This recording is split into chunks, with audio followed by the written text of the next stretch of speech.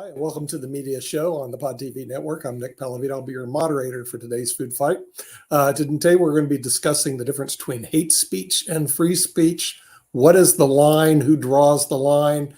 And who's in charge of this line? So with that, we're going to bring in somebody who can change my mind, who's also a FIDE chess master from San Francisco, California, the Honorable Jim Eade. Jim, maybe you can enlighten us on free speech versus hate speech. Who draws the line? What is the line? And with that, also from California, we're going to a Mega Society member, a gentleman who was a former writer for Jimmy Kimmel Live, Rick Rosner. Welcome to Free Speech and versus Hate Speech. And then from Canada, we're going to bring in the Honorable Sasha Starr, who also is in charge of modern investing and also the great show Ukraine, Russia, and China on the Pod TV network. And maybe he can help enlighten us on free speech and hate speech. So I'll start with Jim Eade, since you're next to me. How do you define free speech and hate speech, and what is the difference? So it's your yeah, thanks, Nick. I think that free speech has been pretty well litigated. What you can and cannot say. You can't, for example, defamation is something you cannot do. Child pornography is something. There's a lot of different things that come under, the famous one is you can't yell fire in a crowded theater. This has been pretty well litigated. But what we're talking about today is what constitutes hate speech. And if it isn't directly threatening or inciting people to directly cause harm to another, you're pretty much allowed to say whatever you want to say. But I have this feeling that, in London, they have Hyde Park where everybody can get up and talk about whatever they want. And then people get in front of them if they're interested in what they're saying, and people move on if they're not. And I think, we need Hyde Park in our cities, in all our cities, so that people can vent and say whatever they want to say. But most speech, even if we find it hateful, is legal. Okay. You have to be, it's hard to tell the difference between trolling and stochastic terrorism. If you go, especially on Twitter, but on every social medium, there are like dumb kids, like 8th graders saying terrible, terrible things because it's fun to break taboos. And then there are true psychos saying, kill all the Muslims, kill all the Jews, and who are somewhat serious in intent. And it's a whole stew and it's hard to tell, who's dangerous and who's just a young idiot. But Rick, isn't part of the problem with hate speech the notion of, and I've said it before on other shows, one man's terrorist is another man's freedom fighter, and all along those lines. And the same thing can be said even around some things that are hateful, because there are definitely some things that we know are very hateful said about the Jewish community, the Latin American community, the African American community, and a number of other communities as well. But then there is part of what is being said that is based on a person's perceived facts or their perceived knowledge of the facts. I mentioned earlier on one of the shows, I think it was World Edition, that I had the pleasure of doing an interview that will air later once I get the copy from the people that I was interviewing, the people that are members of the Hebrew Israelites. And these are the folks that believe that they are the original Jews. They are amazingly folks that are of African-American descent and all along those lines. And they have some very separatist kind of views and some very anti-integration views as well. But I mean, part of what they are doing is they are taking the historical narrative as they understand it and put it in that context. And since I wasn't around, at least not that I'm aware of, 3,000 or 4,000 years ago, and all in that space, then some of those facts, I can't really argue if they claim that, for example, you have many people that would claim today, even to this day, because of the certain passages in the Bible, Jesus was of African-American descent, just like they'll claim that Beethoven was of Moorish descent and all along those lines. And Jim, and even you, Sasha, we weren't around then, so we don't know whether they were or or in that space, because there are passages in the Bible about wool like hair like wool, which is a reference to like a lot of African American texture of hair as well and everything. And some people could take that as being hateful and everything. So I guess my question is, well, but how do you those define people what don't hate sound speech is? dangerous. But the example of shouting fire in a crowded theater, we're all, thanks to social media, we are all in a crowded theater whenever we're awake now. And people are shouting BS all the time. And it makes people crazy. And it's hard to know what to. I hate seeing all the garbage on X, formerly Twitter. At the same time, I hated being pulled off of YouTube, and I know Nick hates it because we discuss stuff. Hate speech actually has a definition, and adhering to that definition is what I would usually lean on. But I think because of the gray area where a lot of people, we get people in a position where they're saying, take for example, the fire in the theater, that's not hate speech, that's something else. Saying that a person, oh, you wear glasses, oh, you 4 eyes, that's not hate speech, that's something different. So hate speech technically has a definition. As a matter of fact, it says abusive or threatening speech or writing that expresses prejudice on the basis of ethnicity, religion, sexual orientation, or similar groups. So it has an actual definition. We just tend to kind of throw everything together and say, because that. Jacoby, by that definition, and I hear you, and I definitely agree with you, but by that definition, if we say that all Palestinians are evil, that would be technically hate speech. And we've definitely seen some of that kind of conversations, just like we said that when the pandemic took place, that everybody that was of Asian descent was part of the reason that we were going through this pandemic. And we heard that kind of conversations in a number of social media spaces and everything. And there were people that literally would make the argument that because it came from Wuhan, that it must be the fault of everybody that is Chinese. And we know that that is a ludicrous notion and everything, but that would be defined as hate speech. Those two examples fall up under the definition of hate speech. Go ahead, Sasha. It's not the game of definitions, no. It's a case of good lawyers prosecuting any idiot who is saying that I have a freedom of speech, I'm a free man. Okay, first of all, you have to write a check for $25,000 to your lawyer who will defend you.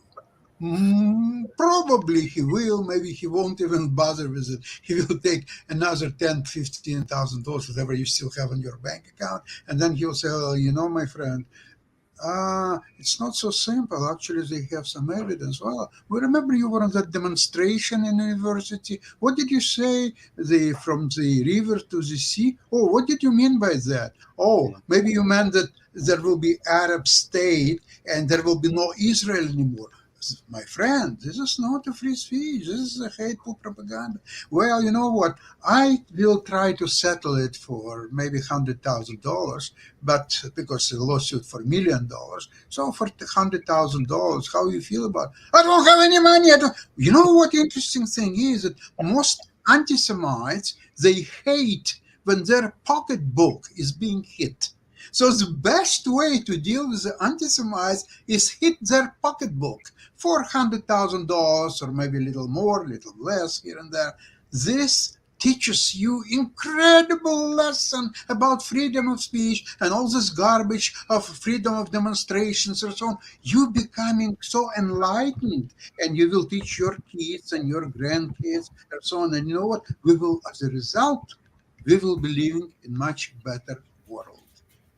Yeah, I would say that we're crossing the line between hateful speech and free speech, because there's a lot of speech that we can agree or disagree upon, which is hateful, and but are you free to say it? And the answer in many cases is yes. Unfortunately, it's true. We can say hateful things and get away with it. We can't incite people to commit violence. You know, the real where the rubber meets the road was President Trump inciting an overturn of the election. And did he get away with it because he said be peaceful? This is the kind of thing but it's well litigated what you can and cannot say. And sometimes, we have to have new litigation to determine exactly where this particular part of the speech comes from and whether or not it's something that you can get damages for. Like if you're trying to harm someone's reputation by saying a falsehood about them, that you can collect damages for. Not necessarily always, not necessarily successful, and it will cost you money to collect the damages, but that's part of what is protected. You're protected from someone defaming you. However, you're not protected from saying, I'm an Irish, my heritage is Irish, and if you call me a Mick, you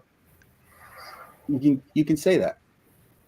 You call me Patty, you can say that. It's free. You're free to say that. Go ahead, Jacoby.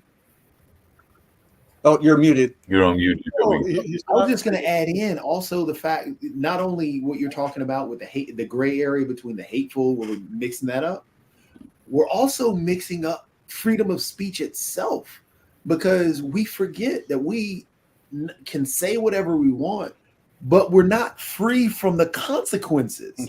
And that's what people tend to forget, is that you can say what you want to, but that doesn't mean that I can't say what I want to after you, or that, if somebody were to get upset, that doesn't protect you from the consequences from your speech. The one that I'm confused about, Jacoby, on what you're saying is the fighting words, because that's in the definition. So what's fighting words? Well, what about Rudy Giuliani and his free speech? What happened to that?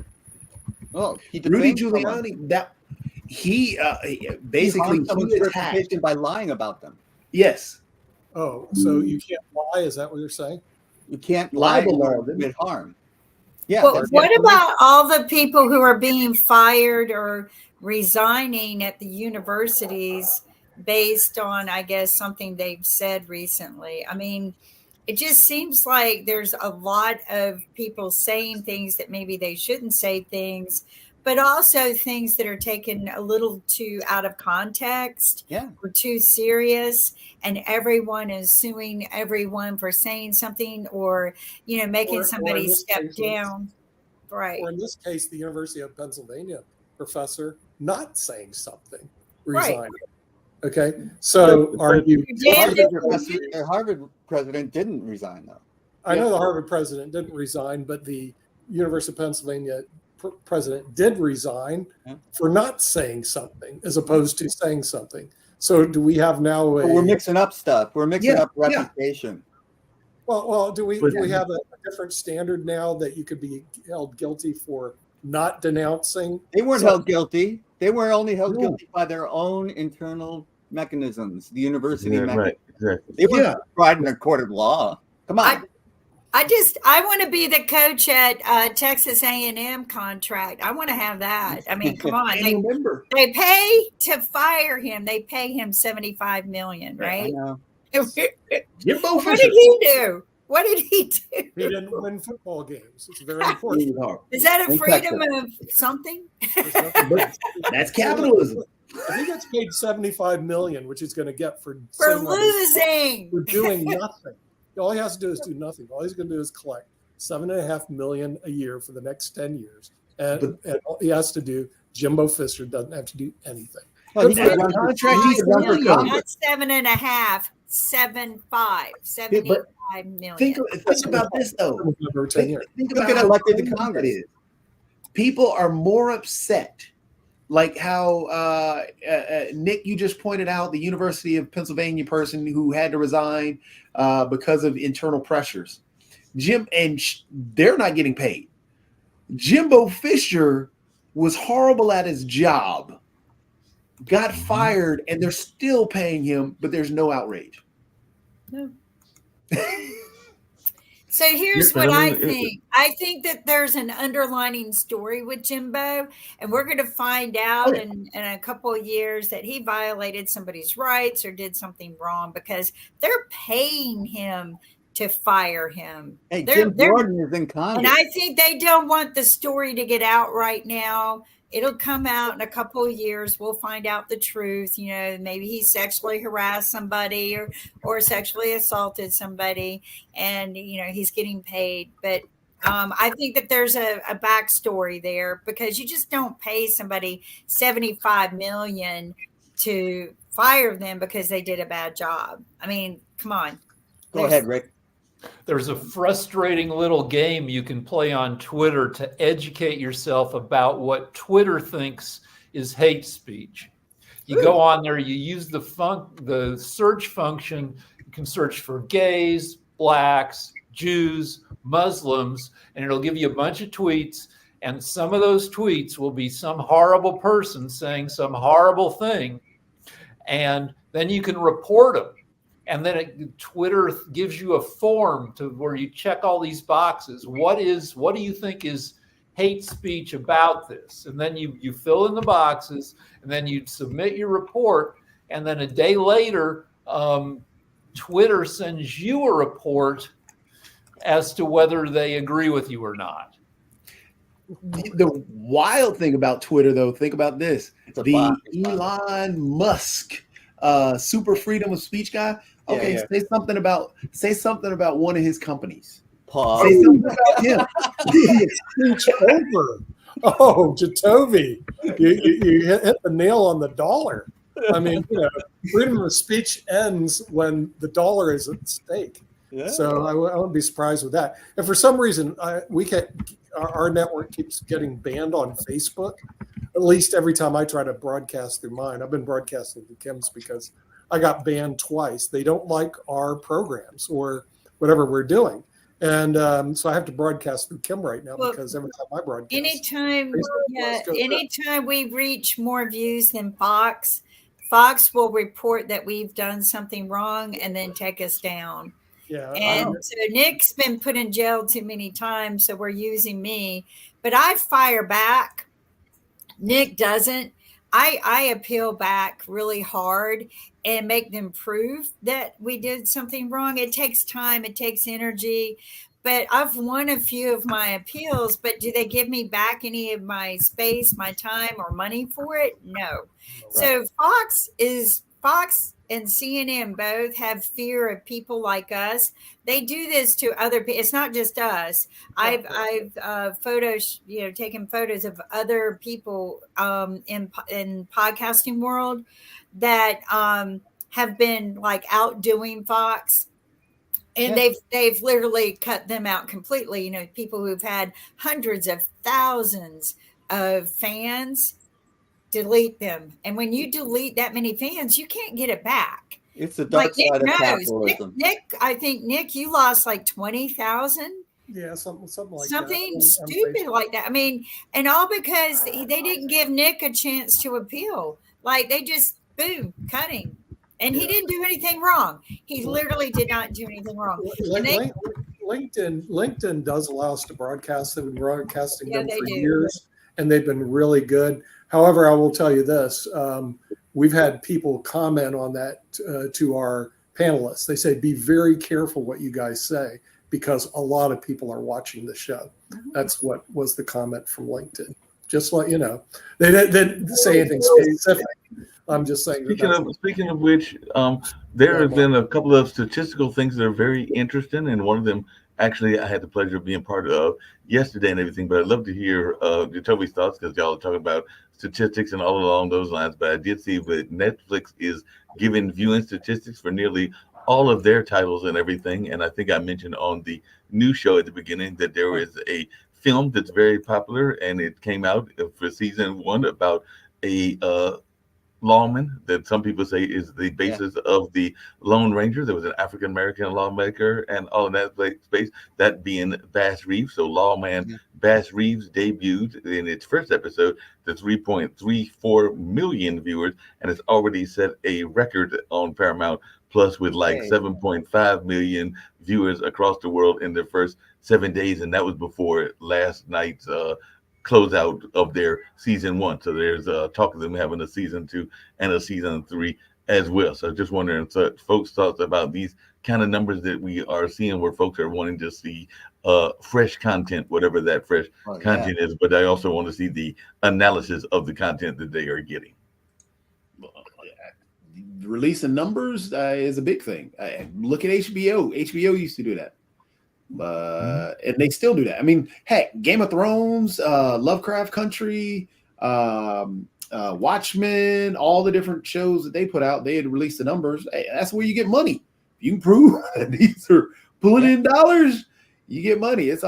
And honestly, when they had cut back on a lot of stuff from taking big chances, and that's one thing that hit HBO and Cinemax and all the other stuff when they started merging. And so a lot of companies, I mean, Rick can probably talk more about how the companies are cutting back and not taking as many chances as they used to, because money's money. Money, you know, gotta pay the bills. Money's not money if you don't release the numbers. Without the numbers, there's no accountability. And for a while, the Netflix and the other streamers were throwing tens of billions at productions, hoping to own the streaming world, particularly Netflix. And then all these other streamers came along. Netflix saw that it couldn't prevail. It couldn't build a moat. So it cut back. But without accountability, like you said, Lovecraft Country, good show, only got one season.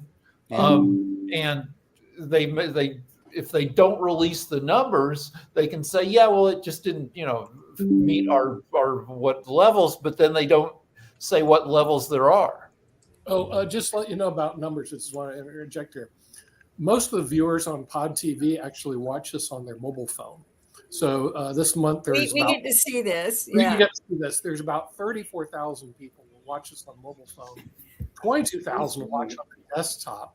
But we have our own TV channel on Roku, which anybody can go to, type in Pod TV. We don't have 1,000 viewers on Roku, which is really weird because we have 3 TV channels on Roku. Yep, but here's the thing. We see them just as much as they see us. But Nick and I got to meet the people from Nielsen ratings. And I don't know if you remember that, but they were the ones who drove people's numbers and provided the data so that people could get advertising and things like that for years. I wonder how they're doing now, because everybody goes to their own numbers now. They've pretty much fallen apart as far as I know.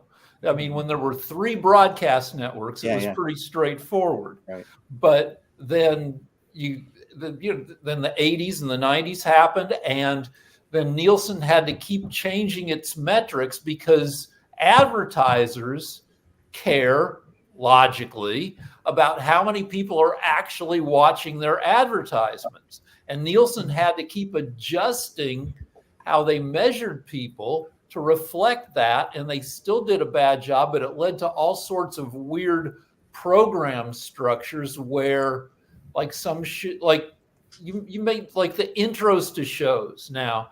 The Rockford Files had a minute-long theme song, maybe longer, because people would put up with it. Now shows have a 3-second intro. It could even be Lost just had a noise,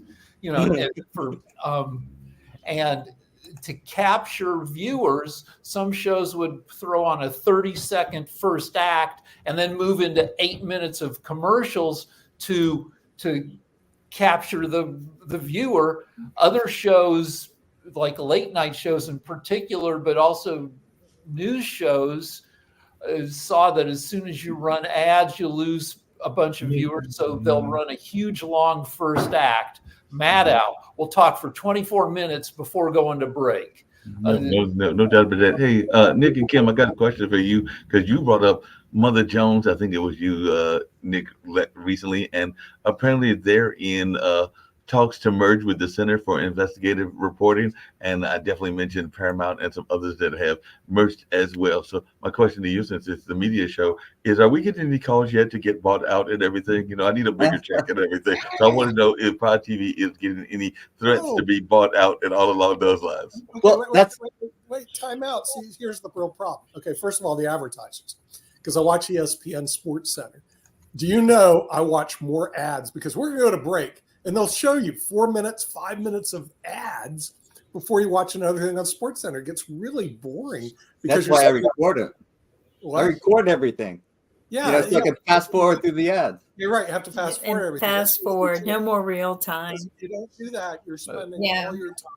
If watching you that. watch the evening news on like ABC towards the end of the show, they'll come back, they'll do a 30 to 45 second story and then go right back to ads. So it's about it's horrible. 6 minutes of ads. But I got a and question 45 for you because we talked about accountability. And Nick, Yeah. you just said, so many thousands of people are watching on the phones. Well, how Right. do I know that the number you told me was true?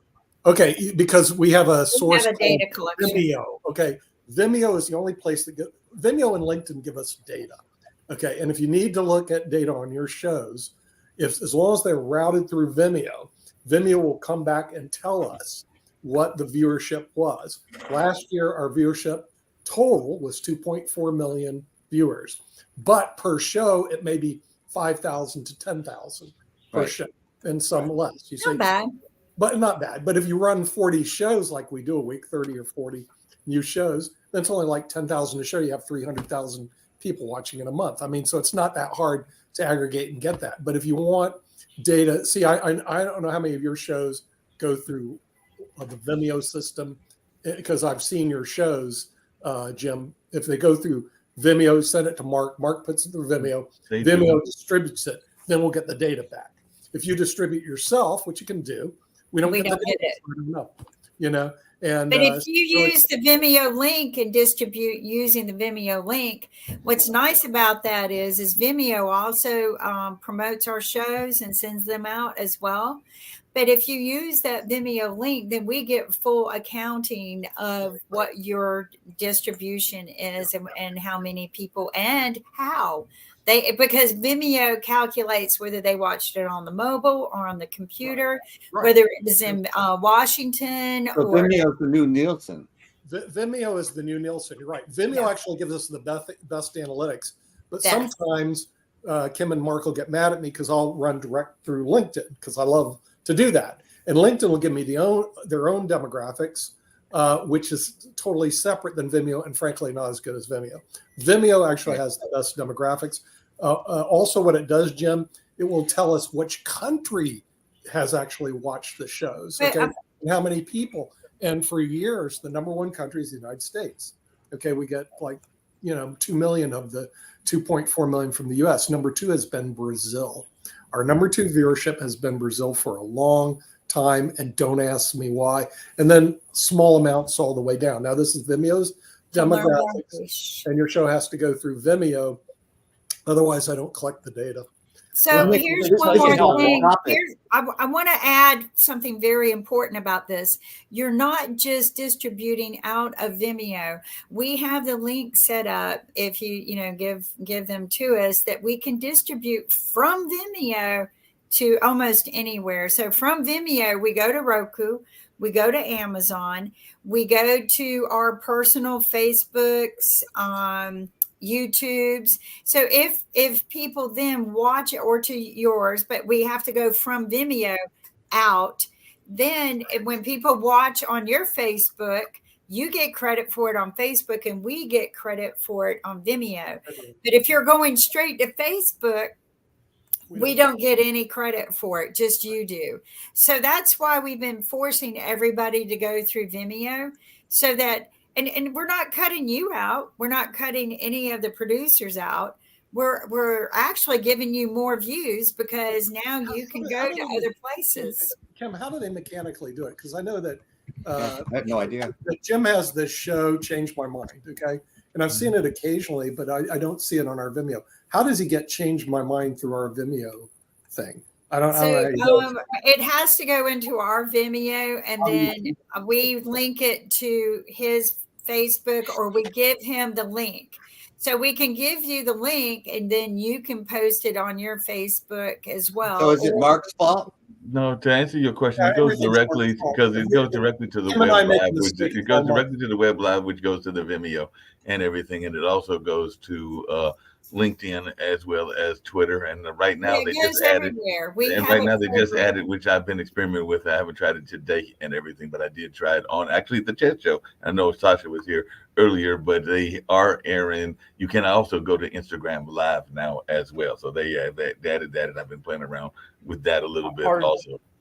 Are you able to sell advertising via Vimeo? Do advertisers come to you? No, they don't. Advertising is a whole different ball game in terms of it's a metric we haven't really figured out as to how you get the advertisers, Rick. In other words, and even the NAPD conference, they don't focus on advertising. All they're doing is trying to sell and resell content. But what I've seen on advertising, apparently the industry that advertises the most is the drug industry. Believe it or not, they're heavy into pushing drugs. They're big pharmaceuticals. Yeah, I shouldn't say drugs, but they're pharmaceuticals. Yeah. But remember, Legal drugs. advertisers won't come unless you have the data that supports the viewership. Right. Okay. And you can't get the data if you send it direct. So I make the mistake a lot because I like to get the things out. I send a lot direct to LinkedIn and Facebook and Twitter and Twitch. Not Facebook. I sent it to Kim's Facebook because mine's shut down permanently.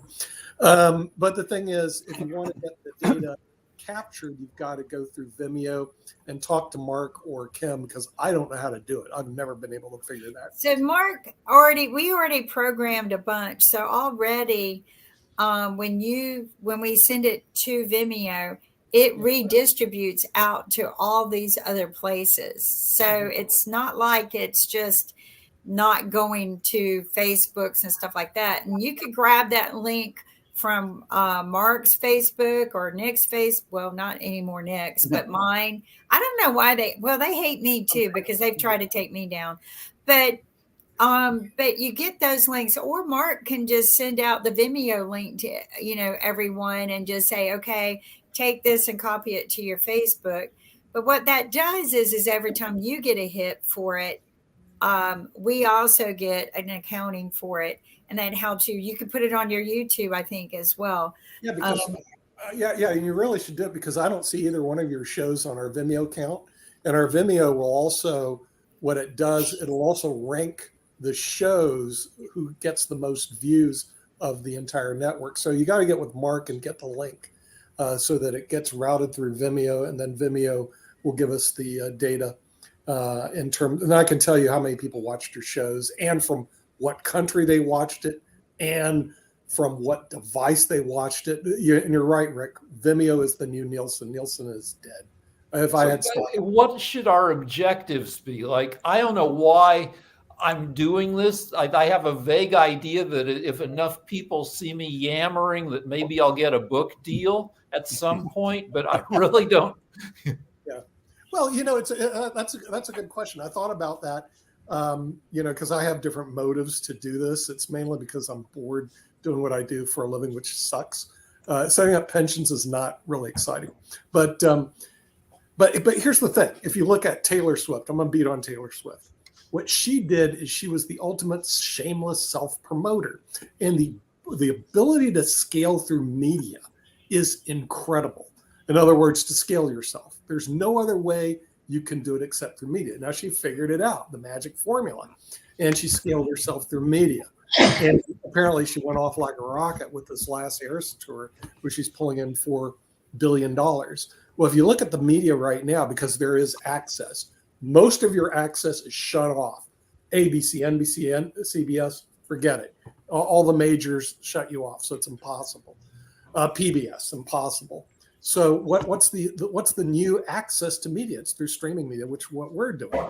So if you have a talent, and I don't care what it is, the best way to, scale it today is through the media. Now, once you scale it at a certain level, then theoretically it should be monetized, but you also have to have the metrics to back that scale. Now it was pretty expensive to buy 3 channels on Roku.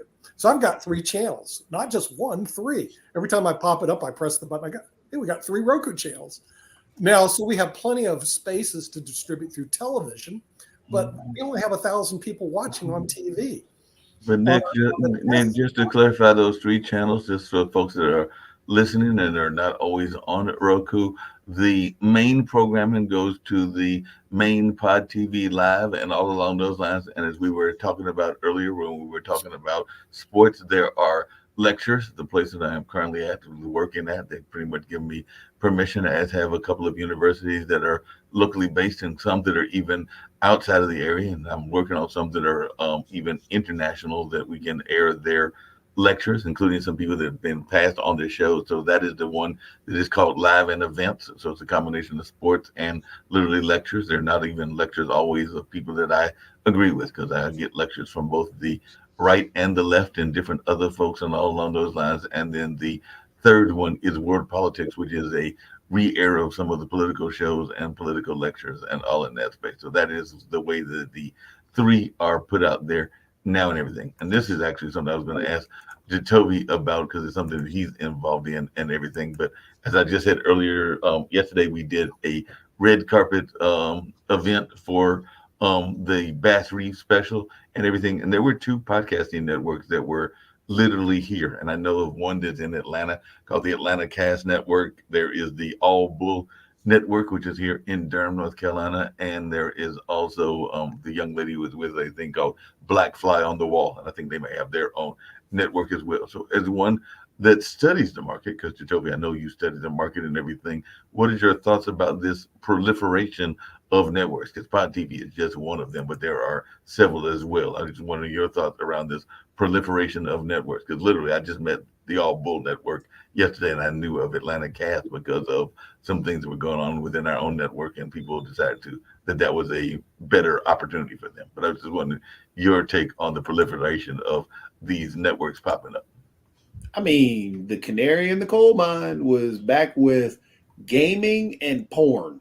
Rick brings up porn all the time because of how it was controlled by one group, one or two groups. But now once that decentralized, everywhere, anybody with a camera phone can do the same thing. Gaming, when Twitch came online and really started helping out the gamers, show their games off. Same thing with YouTube. That's why YouTube jumped in the game. That's why Facebook jumped in the game. That's why TikTok has a gaming section everywhere. Yeah. When those kicked off and showed that you can create your own channel, and you can sell your own ads, and they can sell ads on top of it, and you can make a ton of money. Because, for example, Nick, I hate to push back on the Taylor Swift thing. Taylor Swift had talent, and there was other things.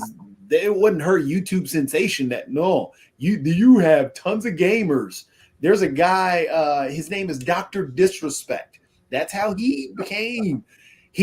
But the funny thing is, they've made, he's got to deal with different game developers because he's made his own video game. He's got to deal with different PC makers because he made a PC after his name. A guy named Ninja. Everybody's heard about Ninja. Well, he got to deal with Samsung. He had a halftime commercial at the Super Bowl. These are the people that blew up based off of just your YouTubes, your social media platforms, and pushing it out there. And that's the way you go out, and that's where those channels come into play.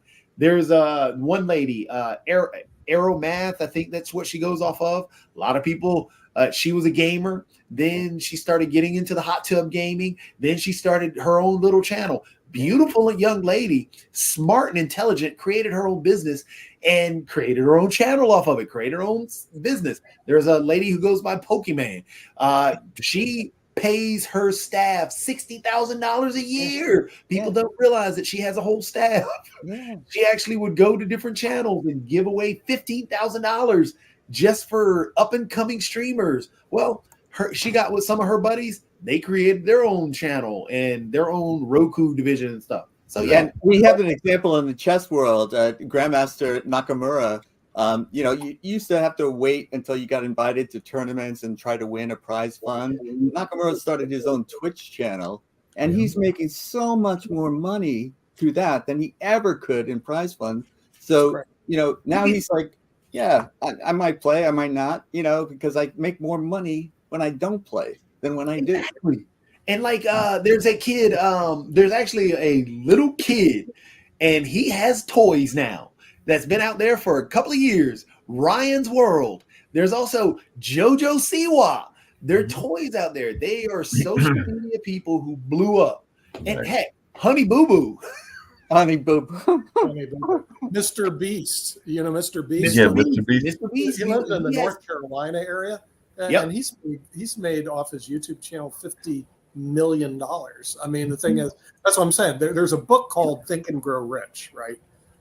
If you read that book, the media right now is think and grow rich. The only question is, you got to think and grow rich, and then how do you do it?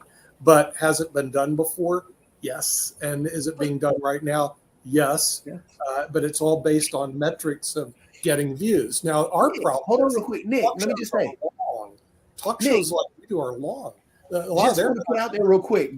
Just want to put out there because you mentioned Mr. Beast and you said the $50 million and you just said YouTube.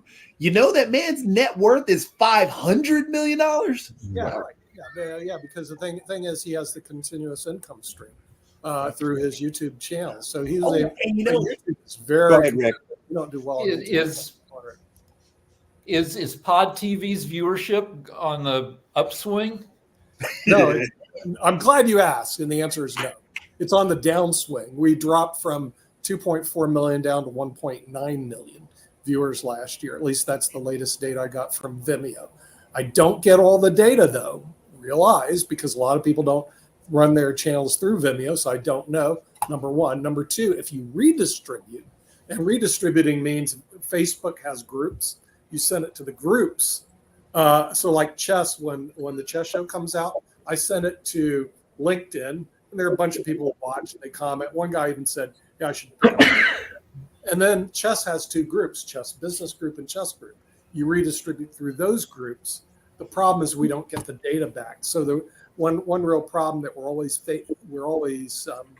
fighting is, how do you get the data back to show the viewership on these things? So it's still, remember, this industry, I think streaming is an infant industry. What we're doing is in its early stages.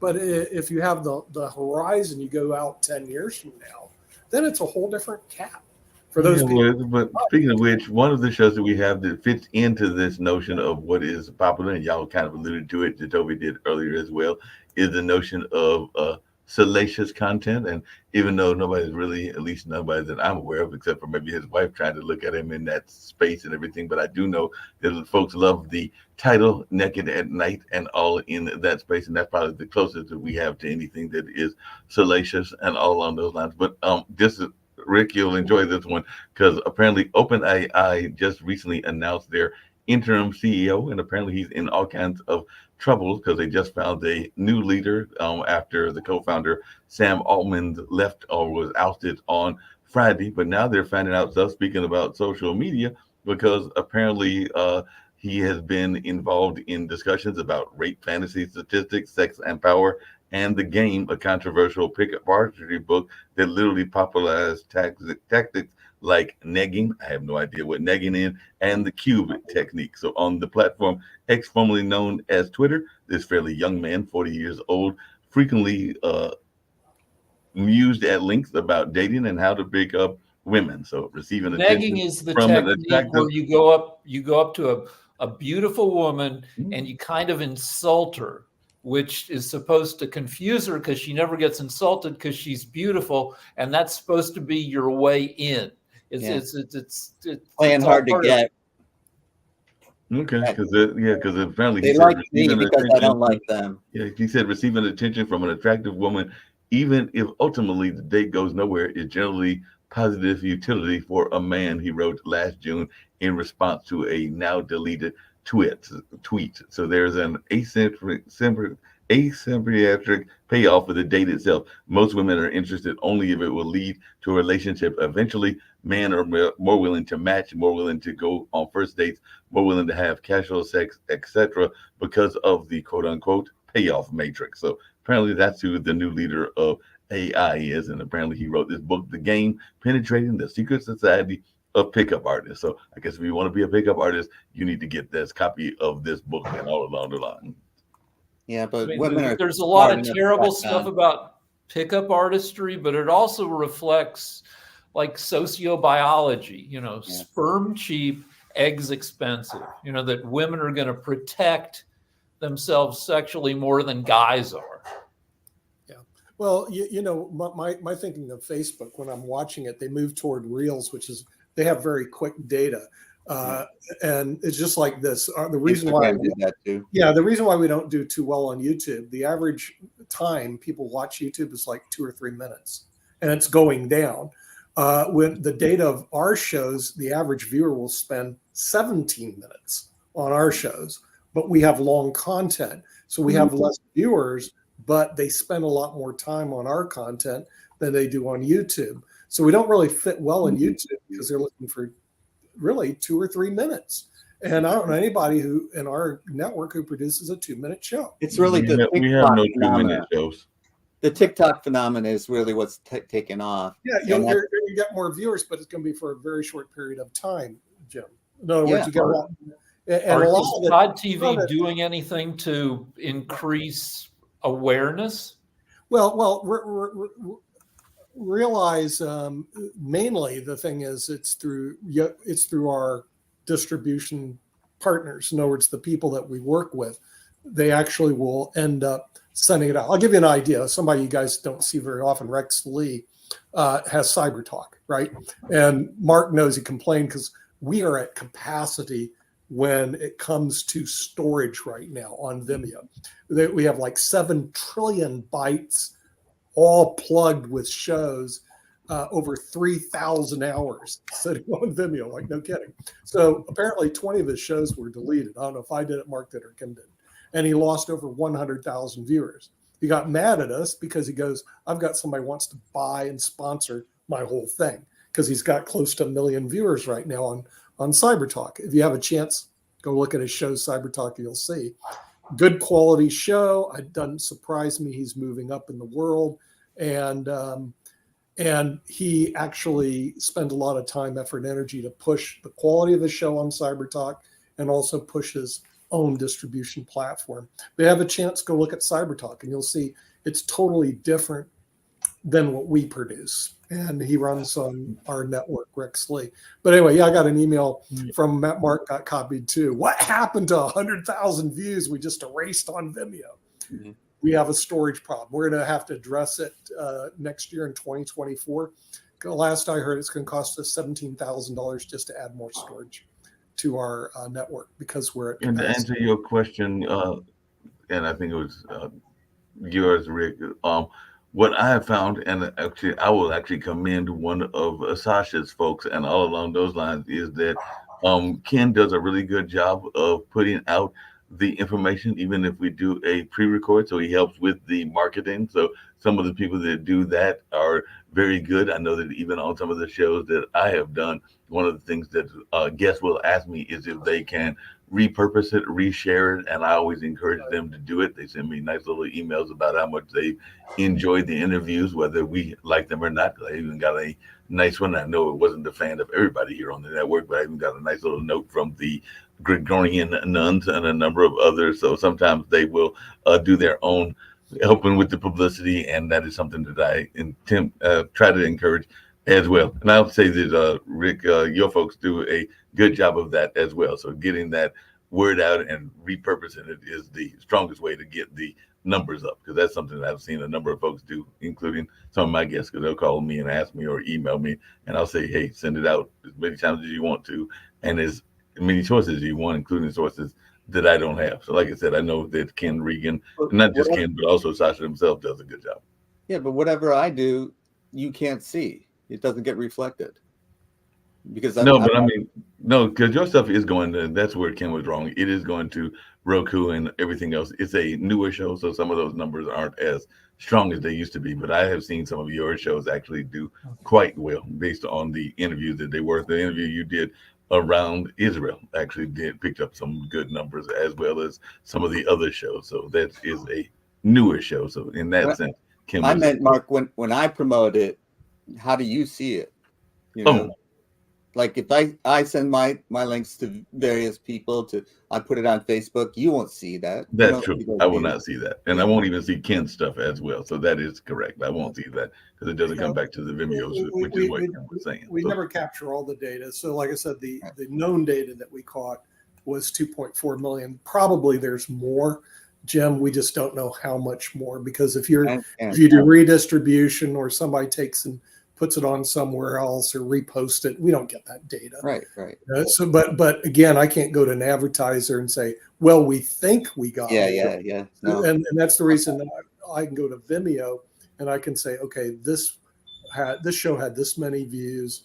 It had this many through the desktop, mobile, and through Roku. And right now, I think it's mobile leads us. People are watching us on the cell phones the most, then desktop, and then the TV show is actually the TV thing, which is the most expensive thing to have. Right. Actually, the least. Right. And we have three. Very interesting. On Roku. By the way, I have plenty of space on Roku to yeah. Okay, it's live. It goes through, this is live. It's going through Roku right now, and I got 2 more channels. I could run 3 right now. I don't have storage space. I mean, Vimeo work at capacity. So if I got to store and reshow it, I'm at capacity. Sasha. Okay, I'd like to mention something. I do send links to YouTube, to my mailing list, to Facebook, and it works because of simplicity. That people, they don't care whether we have reports or anything like this. They need a simplicity to press the link, and here is the show. And most of the shows they watch in their free time, in the evenings and on holidays. And sometimes people tell me about comments about my show, which was aired 2 weeks ago. So for 2 weeks they had link, but they didn't touch that link until 2 weeks later. Why? I don't know. Maybe they're so busy, because I have no idea. So what's important is that once someone asked how, because I had some interesting program on World Addiction. So on World Addiction, I don't have YouTube link. So people asked me about the show, and I didn't have YouTube link. So I advised them to find it on podtv.tv. And I decided to try myself how easy I can find it. It's impossible to find it on podtv.tv.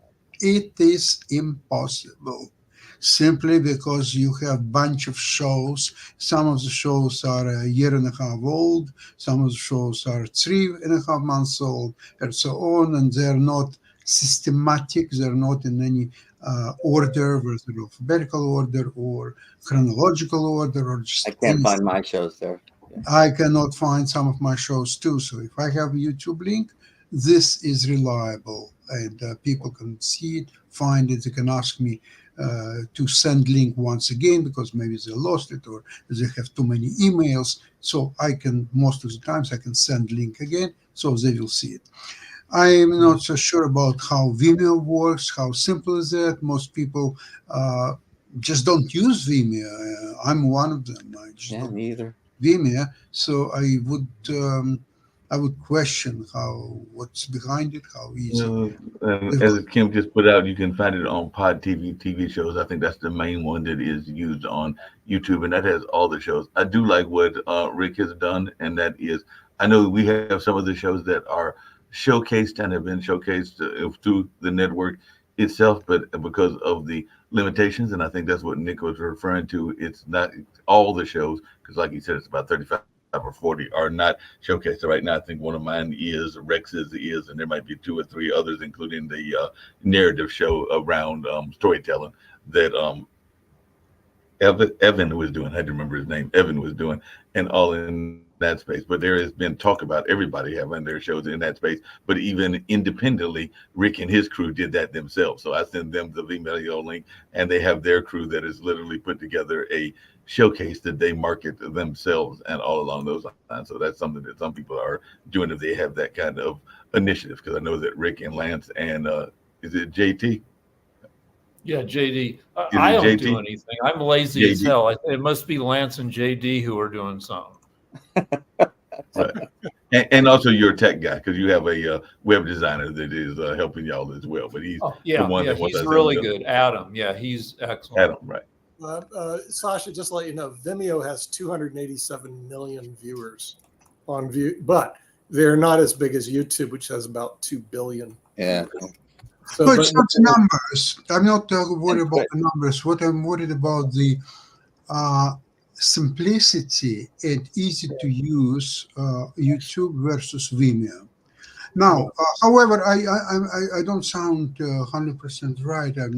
I cannot be objective simply because I don't use Vimeo myself. So therefore, the perception is that YouTube is just much better medium than that. Now, Kim sent just go to podtv.tv. Okay, I did write that. And I went to, for example, one of the shows that I'm familiar with. One of them is, let me get there. I think it's a Wall Street Hackers. Okay, that's a financial show, I believe. So I wanted to see how I can use it, and let's see. I was trying to find the latest show. What the hell? How you do it? Because essentially, okay, it gives me several this type of shows. How does it say name? Starting from Sasha, that's what I meant when I said the showcase. 7 of June. Okay, Yeah. the first one is 7 of June. The next one is 15 of June. There are several others, and the latest one is, I believe it's the 2nd of December of this year. Okay, and this every Thursday. So there are no shows of no December shows except the 2nd of December. Okay, and they're not in chronological order. They're not in any order, and furthermore, all the recent shows as of December, you can't even find it because they're not there. So how useful is this? you're talking about podtv.tv. Yes, correct. Yeah, it's since it's a website, it has some limitations. One problem is that podtv.tv live only can show one show. As Roku, we have 3 channels on television, but we only have one stream through podtv.tv. So podtv.tv has But I'm talking about only recorded shows previously. I'm not talking about live anything like that. I have to talk to Kim about that. We're meeting next week on issues for 2024. The issues that we see are what you're bringing up. Thank you, Sasha, because we'll address that. Also, storage issues. Yeah. We've got to solve that because we have more content than we have storage capacity. And it creates real problems for us because the only thing we can do is delete shows. And the real problem deleting it is like Jim's show. We don't want to delete it because his show is evergreen. Has changed my mind. I can use next year. I took some of the Lawyer's Den, repurposed it, put it back on. I got 10,000 viewers immediately. And it was produced 2 years ago.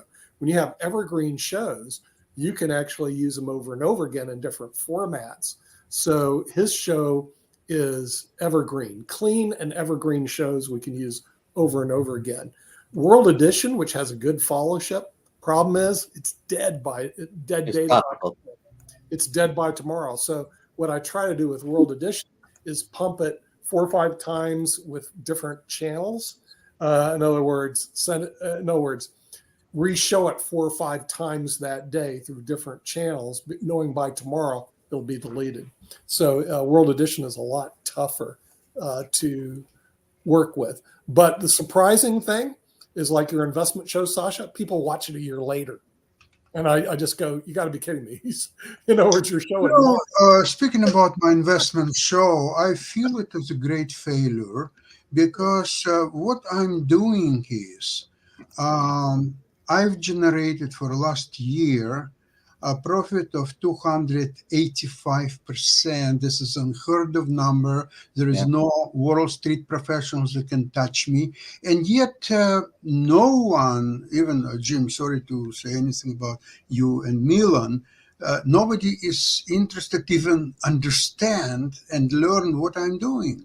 you sort of you giving a nod. Oh, okay. Milan says that I'm wizard and all that stuff, but he's not interested at all.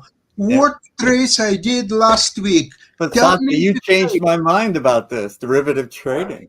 You did change my mind. That's your next program. You change your mind. First of all, what I'm saying is forget about Warren Buffett. Forget about all the You recommendations. changed my mind about that. Yeah. The sad part Okay, about so it's God not is 100% failure. It's But by the way, really quickly, Nick, I know you're winding down and everything. The only thing I was going to just mention is the only show that we didn't shout out, and I got to give him a shout out because he will be coming back in 2024 after taking a hiatus and everything. So for those that are interested in learning about the gaming industry, Jacoby will be making a return of the Gamers Den, which has been on hiatus. So we'll be seeing the Gamers Den come back, I think, in January, if all is correct and everything. But if Jacoby Shout want out to to give a Jacoby. quick shout out to the Gamers Den and us learning about the video game industry, because that will be making a return trip. Right. And with that, we're going to end the media show, and we will see you next time, which will probably be next year on the media show, because we're taking a break, which means you're going to get reruns on this show, but not on some of the other shows. No hate speech. No hate speech. No hate speech. Okay. We'll see you next time on media show. Bye-bye. So we got to go. Bye-bye.